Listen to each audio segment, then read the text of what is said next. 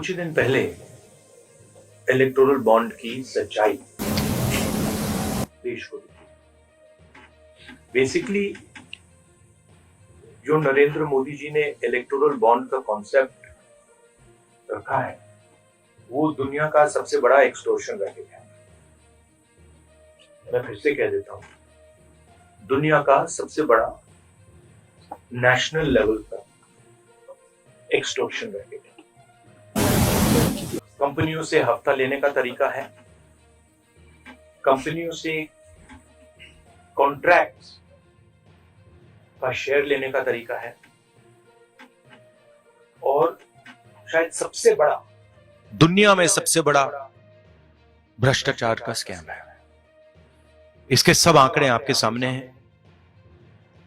पूरी कंपनी की लिस्ट अभी आई नहीं है। इसमें शेल कंपनीज हैं, इसमें सीबीआई ईडी से प्रेशर डाल के पैसा लिया जा रहा है, डेट्स हैं, कंपनी पर केस लगता है, उसी के थोड़े दिन बाद बीजेपी को पैसा मिलता है, हजारों करोड़ रुपए का कॉन्ट्रैक्ट मिलता है, कॉन्ट्रैक्ट का एक कट बीजेपी को डायरेक्ट मिलता है। तो ये प्रधानमंत्री का कॉन्सेप्ट है और दुनिया में सबसे बड़ा भ्रष्टाचार का, करप्शन का उदाहरण है। अंग्रेजी में बोलूं या some years back, Prime Minister came up with a concept which he claimed was designed to clean Indian political finance. And at the heart of the concept was the idea of the electoral bond. The ability for corporates to give electoral bonds anonymously. Now it turns out that this is a way of extorting money from India's largest corporates. It is a way of stealing money from the biggest contracts in the country. It is a way of intimidating corporates and making them, forcing them to give money to the BJP. So it is the world's biggest corruption scam. It is the world's biggest extortion racket, and it is run by the Prime Minister of India. I don't really expect the Indian media to pick up this in a large way, because I know, from past experience, the type of things you focus on. But this is huge theft taking place right in front of everybody's eyes, and it has been orchestrated by the Indian Prime Minister. Now, if you have any questions, please. Yes, Archana. Look, the question is not whether it is 10%, 20%, 50% more. The question is that none of the opposition parties have access to contracts at the national level. None of the opposition parties are giving highway contracts, are giving defense contracts to these people. Okay? So, none of the opposition parties are controlling the CBI.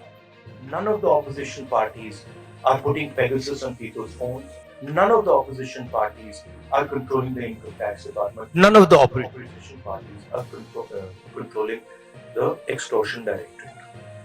These are all controlled directly by the BJP and by the Prime Minister of India. And what we are seeing is criminal extortion from corporate India. Every single corporate knows this. They are scared, they are pressured, but this is what is going on. The question here is not opposition. The question here is that months after a contract is given, the corporate is suddenly giving electoral bonds to the BJP. The question here is, immediately after CBI is filing a case, ED is filing a case, the corporate is giving money to the BJP. This is the issue, right? And it is blatant, and it is run by the Prime Minister of India. But these are not allegations, these are facts.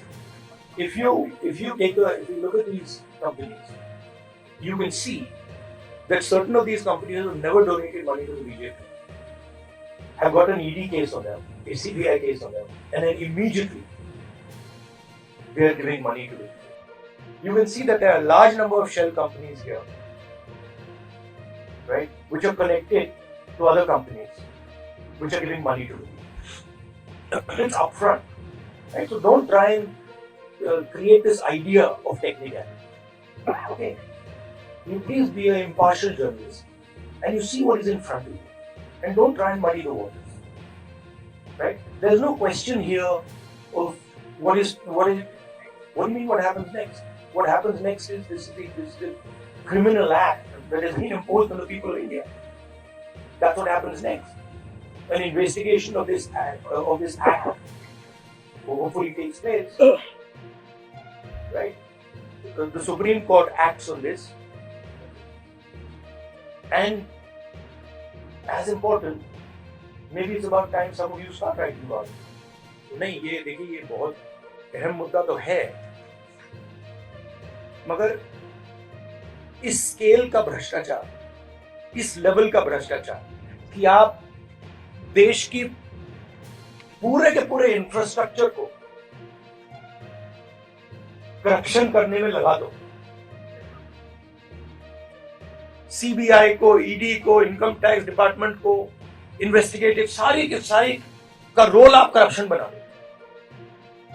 और idea किसका है? Idea प्रधानमंत्री का है। प्रधानमंत्री ने स्वयं कहा कि इलेक्टोरल बॉन्ड्स से पॉलिटिकल फाइनेंस साफ होगा। तो मतलब ये इससे बड़ा भ्रष्टाचार तो हो ही नहीं सकता। और ये गडकरी जी ने नहीं कराया, ये नरेंद्र मोदी जी ने कराया है। सीधी सी बात है। Wrong. That's wrong. Our government in Telangana has come a few months ago. Right? No, actually you're wrong. That's not what's happened. Again, we are not controlling the ED, we are not controlling the CBI, we are not controlling the income tax department, and there is no correlation between our contracts and between contracts and funding to us. Please take a good look at the dates of these things, and you will see that there is a correlation between these things. देखिए, आप इसको distract करने की कोशिश कर रहे हैं। ठीक है, ये यात्रा के बारे में नहीं है, ये भ्रष्टाचार के बारे में है। आप लोग लगे रहते हो कि डिस्ट्रैक्ट करना है। रियलिटी ये है कि सबसे बड़ा भ्रष्टाचार हिंदुस्तान की हिस्ट्री में, हिंदुस्तान के पूरे इंस्टीट्यूशंस को लेकर नरेंद्र मोदी ने किया। ठीक है, तो आप काइंडली इसको डिस्ट्रैक्ट करने की कोशिश मत कीजिए। बड़ा ऑब्वियस हो जाता है, सब लोगों को समझ आ जाता है।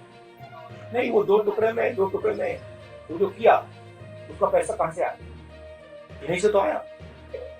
जो ये हिंदुस्तान में state government after state government गिरा रहे हैं, पैसा कहां से आ रहा है? इधर से तो आ रहा है। और ये अभी तो छोटा सा भाग दिखा है। तो इन्होंने पूरे के पूरे सिस्टम को एक्सटॉर्शन का सिस्टम बना दिया है। पॉलिटिकल पूरे स्ट्रक्चर को इन्होंने कैप्चर कर दिया है। सीबीआई इन्वेस्टिगेशन नहीं करती है, ईडी इन्वेस्टिगेशन नहीं करती है, एक्सटॉर्शन करती है। किसके लिए? बीजेपी के लिए। ये जो पार्टीज को तोड़ा गया, कैमरा मत दीजिएगा, कैमरा के नीचे रखिएगा, ये उसको ऑफ कर दीजिए। ये पार्टीज को जो तोड़ा गया, उसको बीजेपी ने, सेंट्रल लीडरशिप ने तोड़वाया। ऑब्वियस है, वो तो मतलब अमित शाह वही काम करते रहते हैं। उन्होंने उनको पैसा दिया, ये भी सब जानते हैं, पूरा महाराष्ट्र जानता है पैसा कहां से आया। मैं आपको बता रहा हूं पैसा कहां से आया। बट सबसे बड़े कॉन्ट्रैक्ट्स हैं, उसका हिस्सा लेकर बीजेपी ने सरकार को गिराया। तो नीति तो यही है, फाउंडेशन यही है। हाँ जी, नहीं, मेरा मानना है, मतलब आपने पढ़ा इसके बारे में क्या? आपने लिस्ट दी थी कंपनी की, आप मीडिया में हो ना? नहीं, जाएंगे क्या, हम रेज करेंगे, मगर आपका भी काम बनता है ना। कहाँ कर रहे हो आप? तो ऐसे बोल रहे हो जैसे हुआ ही नहीं। तो मेरा कहना है, हाँ, सुप्रीम सुप्रीम कोर्ट का रोल है, आपका रोल है, ये पूरा का पूरा जो हिंदुस्तान का इंस्टीट्यूशनल फ्रेमवर्क है इसको बीजेपी ने कैप्चर कर रखा है और पूरे सब सारे के सारे इंस्टीट्यूशंस इसी काम में लगे हुए हैं। ये एंटी नेशनल एक्टिविटी हो रही है, इससे बड़ी एंटी नेशनल एक्टिविटी हो ही नहीं सकती और दुनिया में सबसे बड़े लेवल पे हो रही है, सबसे मतलब मैक्सिमम जैसे किया जा सकता है वैसे किया जा रहा है हिंदुस्तान में। CBI, ED, income tax department का प्रयोग किया जा रहा है, कंपनीज को एक्सटॉर्ट किया जा रहा है, बड़े बड़े कॉन्ट्रैक्ट्स का शेयर लिया जा रहा है, कॉन्ट्रैक्ट देने से पहले इलेक्टोरल बॉन्ड्स दिए जा रहे हैं और फिर एकदम बाद कॉन्ट्रैक्ट दिया जा रहा है, शेल कंपनीज उसमें भरी हुई हैं और ये पूरा का पूरा जो ढांचा है प्रधानमंत्री ने क्रिएट किया है, इनका ब्रेन चाइल्ड है। इन्होंने कहा है कि भाई इलेक्टोरल बॉन्ड्स हिंदुस्तान की राजनीति को साफ कर देगा। नहीं, देखिए पार्टी का साथ छोड़ के नहीं गए हैं, पैसा देकर, सीबीआई को यूज कर, ईडी को यूज कर उन पर दबाव डाल के इनको पार्टियों को तोड़ा गया है। कांग्रेस को नहीं तोड़ा गया है, कांग्रेस का कोई नहीं गया है, कांग्रेस एक बिल्कुल साफ खड़ी हुई है वहां पे। हाँ ठीक है, वो मिलिंद देवरा वो ठीक है, वो कोई बड़ी बात नहीं है। तो हमारी पार्टी इंटैक्ट है, जरूर अशोक चौहान गए, मिलिंद देवरा गए, और हमारी पार्टी इंटैक्ट है। शिवसेना को ये एनसीपी को पैसे से तोड़ा गया है। कैसे तोड़ा गया है आज मैं आपको बता रहा हूं। और चुनाव में यहां पे कांग्रेस पार्टी और हमारा जो गठबंधन है रिकॉर्ड मत से जीतने वाला है। ये तो हमारी सीईसी है, खारगे जी हैं, वो ऑर्डर देंगे, मैं करूंगा जो भी उनकी राय है। मैं कांग्रेस पार्टी का सिपाही हूं, जो ऑर्डर मिलेगा करूंगा। सीबीआई और ईडी जैसी चीज नहीं है, वो बीजेपी का औजार है, वो बीजेपी के कंट्रोल में है।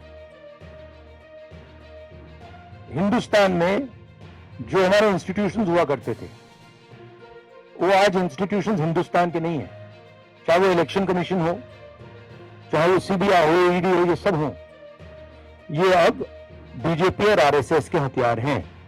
ये हिंदुस्तान के इंस्टीट्यूशंस नहीं रहे, इसीलिए ये जो हो रहा है ये हो पा रहा है। अगर ये इंस्टीट्यूशंस अपना काम करते, अगर सीबीआई अपना काम करती, ईडी अपना काम करती, तो ये नहीं होता। तो उनको ये भी सोचना चाहिए, ये जो सब कर रहे हैं, कि किसी ना किसी दिन बीजेपी की सरकार बदलेगी और फिर कार्रवाई होगी, और ऐसी कार्रवाई होगी कि मैं गारंटी कर रहा हूं ये फिर से कभी नहीं होगा।